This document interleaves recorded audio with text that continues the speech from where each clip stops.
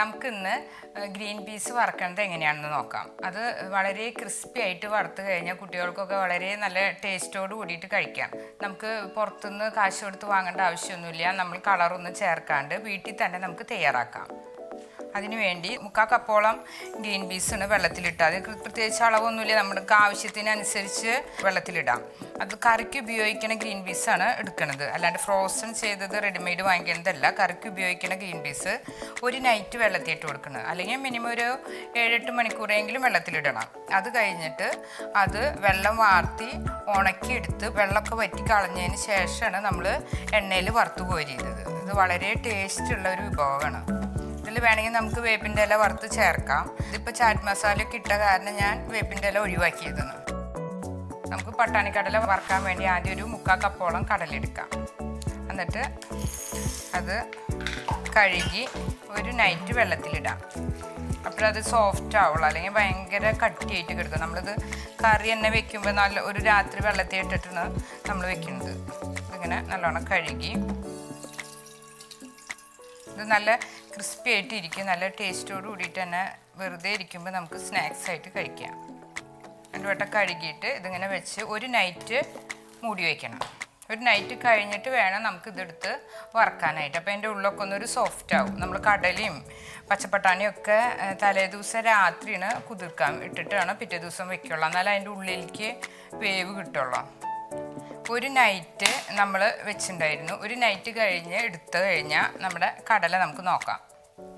കണ്ടോ, നല്ല കുതിർത്ത് നല്ല കഴുകിയെടുത്തതാണ്. നല്ല ക്ലിയർ ആയിട്ടിരിക്കുന്നുണ്ട്, നല്ല കുതിർന്നിരിക്കുന്നുണ്ട്. ഇതിൻ്റെ ഉള്ളൊക്കെ നല്ല ഇപ്പോൾ സോഫ്റ്റ് ആയിട്ടുണ്ടാവും. അത് നമുക്ക്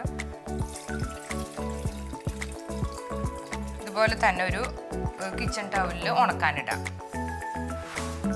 കിച്ചൺ ടവലെടുത്ത് നമുക്ക് ഒന്ന് വെറുതെ ഒന്ന് ഉണക്കാനായിട്ട് ഇടാം. അപ്പോൾ ഇതിലെ വെള്ളമൊക്കെ ഒന്ന് ജസ്റ്റ് വലിഞ്ഞു പൊക്കോളും.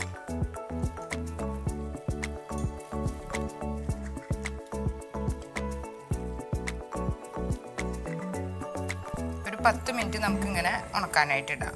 അപ്പോൾ പിന്നെ അത് വെള്ളം പൊട്ടിത്തെറിക്കുന്നതിന് ഒരു കുറവ് കിട്ടും, അല്ലെങ്കിൽ ഇത് നല്ലോണം പൊട്ടിത്തെറിക്കും.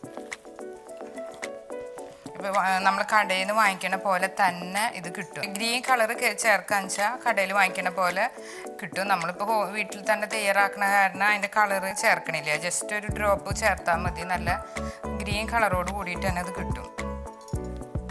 ഇതിങ്ങനെ നമുക്കൊരു 10 മിനിറ്റ് കിച്ചൺ ടവലിലൊന്നിട്ട് ഒന്നൊരു ഫാനൊക്കെ ഇട്ട് വെച്ചാൽ പെട്ടെന്ന് തന്നെ വാടിക്കോളും. ഇനി ഒരു പാൻ എടുത്ത് അതിൽ ഈ കടല വറുക്കാൻ വേണ്ടി ആവശ്യമുള്ള എണ്ണ ചേർത്ത് വെച്ചിട്ടുണ്ട്. ഇനി നമുക്കത് നല്ലോണം ചൂടായിട്ട് വരുമ്പോൾ കുറച്ച് എടുത്തിട്ട് മൊരിച്ചെടുക്കാം. ഇത് നമുക്ക് ഉണങ്ങിയിട്ടുണ്ട്. ഇനി നമുക്ക് ഒരു ഇതിലേക്ക് കോരിയെടുക്കാം. വെള്ളമൊക്കെ നല്ലോണം വറ്റണം, അല്ലെങ്കിൽ ഇത് പൊട്ടിത്തെറിക്കും. നല്ലോണം പൊട്ടിത്തെറിക്കും. എന്തിന് ഇത് നല്ലോണം തുടച്ച് വെള്ളം ഉണങ്ങിയതിന് ശേഷം വേണം. അപ്പം തന്നെ ഇത് മൂടി വയ്ക്കും വേണം. ചിലതിൻ്റെയൊക്കെ ഇങ്ങനെ പോളങ്ങനെ ഒരു ദിവസം ഇട്ട കാരണം അങ്ങനെ പോകുന്നുണ്ട്. അല്ല, അതിൻ്റെ സോഫ്റ്റ്നെസ് അപ്പോഴേ കിട്ടുള്ളൂ.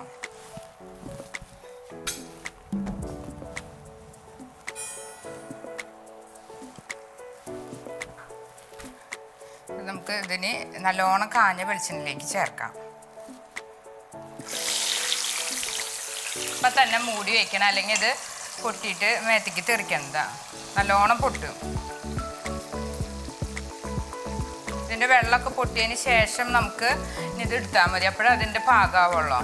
നമുക്ക് അല്ലെങ്കിൽ ഇങ്ങനെ തുറന്ന് വെച്ചാൽ നമ്മുടെ മേത്തേക്കൊക്കെ പൊട്ടിത്തെറിക്കും.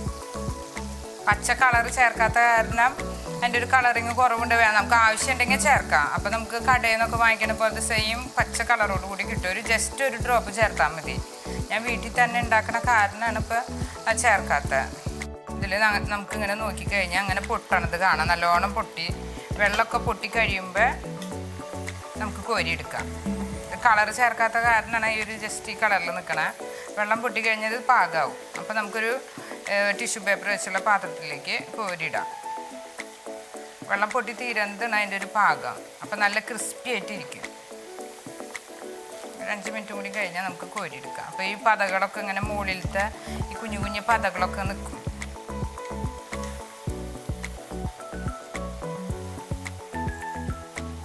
നമുക്ക് ഇതിലേക്ക് വേണ്ട മസാല തയ്യാറാക്കാം. മസാല തയ്യാറാക്കാൻ വേണ്ടി കുറച്ച് കാശ്മീരി മുളക് പൊടി, കുറച്ച് കുരുമുളക് പൊടി, കുറച്ച് ഉപ്പ്, മാംഗോ പൗഡർ, ചാറ്റ് മസാല, ഇതൊക്കെ നമുക്കൊരു ബൗളിലേക്ക് കറക്റ്റായിട്ട് എടുക്കാം. അപ്പോൾ ഒരു ടേസ്റ്റ് കിട്ടും. വെറുതെ ജസ്റ്റ് വറുത്തെടുക്കണേക്കാളും കൂടുതലൊരു ടേസ്റ്റ് കിട്ടും. കുറച്ച് ഉപ്പ്, കാശ്മീരി മുളക് പൊടി കളർ കിട്ടാൻ വേണ്ടി ജസ്റ്റ് കുറച്ച് ചേർത്താൽ മതി, ആ പച്ച കളർ പോകണ്ട. പിന്നെ മാംഗോ പൗഡർ, ഈ മാങ്ങ ഉണങ്ങി പൊടിച്ചതിന് സൂപ്പർ മാർക്കറ്റിലൊക്കെ നമുക്കിത് റെഡിമെയ്ഡായിട്ട് വാങ്ങിക്കാൻ കിട്ടും. ഇതിന് ചാറ്റ് മസാല, നോർത്ത് ഇന്ത്യൻ ഒരു പുളി ടേസ്റ്റൊക്കെ കിട്ടും ഇതാണ്. പിന്നെ കുരുമുളക് പൊടി ജസ്റ്റ് ഒരു എരിവ് കിട്ടാൻ വേണ്ടിയിട്ട് കുറച്ച് ചേർക്കാം, ഒരു നല്ലൊരു എരിവ് കിട്ടും. കൂടി യോജിപ്പിക്കാം. ഇതാണ് അതിൻ്റെ ചേർക്കാനുള്ള മസാല. ഈ ലിഡ് ഞാൻ കുറച്ച് കഴിഞ്ഞപ്പോൾ എടുത്ത് മാറ്റി, അല്ലെങ്കിൽ ഈ ലിഡുമ്മ തന്നെ ആവി വെള്ളം പറ്റിയിട്ട് അത് തന്നെ വീണിട്ട് പൊട്ടിത്തെറിക്കും. അപ്പോൾ നമുക്ക് ഇങ്ങനെ ജസ്റ്റ് വലിയ പൊട്ടിത്തെറിയൊന്നും ഇല്ലെങ്കിൽ നമുക്ക് ആ ലിഡ് മാറ്റി വയ്ക്കാം. എന്നിട്ട് നമുക്ക് ജസ്റ്റ് അപ്പോൾ ഇതിൻ്റെ പൊട്ടലൊക്കെ ഏകദേശം കഴിഞ്ഞിട്ടുണ്ടെങ്കിൽ നമുക്കിങ്ങനെ എടുത്തിട്ട് ഓഫ് ചെയ്ത് എടുക്കാം. ഇതിങ്ങനെ ഇങ്ങനെ ഇളക്കുമ്പോൾ അതിൻ്റെ ശബ്ദം നമുക്ക് കേട്ടാൽ മനസ്സിലാവാതെ പാകമായിട്ടുണ്ടോയെന്ന്, അല്ലെങ്കിൽ ജസ്റ്റ് ഒന്ന് കടിച്ചു നോക്കിയാലും അറിയാം. നമുക്ക് ജസ്റ്റ് അതിൻ്റെ ക്രിസ്പിനെസ് കിട്ടും. നമുക്കൊരു ടിഷ്യൂ പേപ്പർ വെച്ച പ്ലേറ്റിലേക്ക് മാറ്റാം.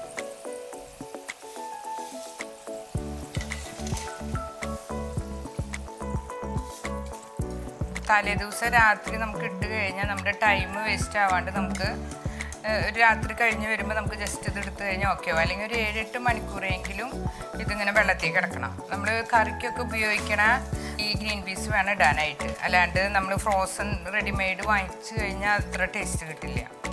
ഇങ്ങനെ കറിക്ക് വയ്ക്കാൻ വേണ്ടിയുള്ളതിന് നമ്മൾ സാധാരണ ഉപയോഗിക്കും. ഇനി നമ്മൾ നേരത്തെ തന്നെ തയ്യാറാക്കിയ മസാലയില്ലേ, കുരുമുളക് പൊടി, chat masala, mango powder, just കുറച്ചൊരു കാശ്മീരി മുളക് പൊടിയും ചേർത്ത് ഉപ്പും ചേർത്ത മസാലയാണിത്. ഇത് നമുക്ക് ജസ്റ്റ് ഒന്ന് ഇളക്കി എടുക്കാം.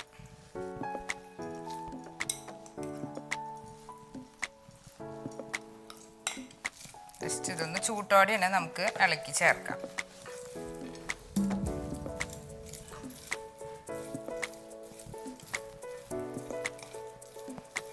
ടിഷ്യൂ പേപ്പറിൽ നിന്ന് മാറ്റിയിട്ട് വേണമെങ്കിൽ ചേർക്കാം. ഇതിങ്ങനെ ജസ്റ്റ് ഇതിലേക്ക് തന്നെ ചേർത്ത് നല്ല പരന്ന പാത്രത്തിൽ പെട്ടെന്ന് ഇങ്ങനെ ഇളകി കിട്ടും. അതിന് വേണ്ടിയിട്ട് ഇതിൽ ചേർത്താം.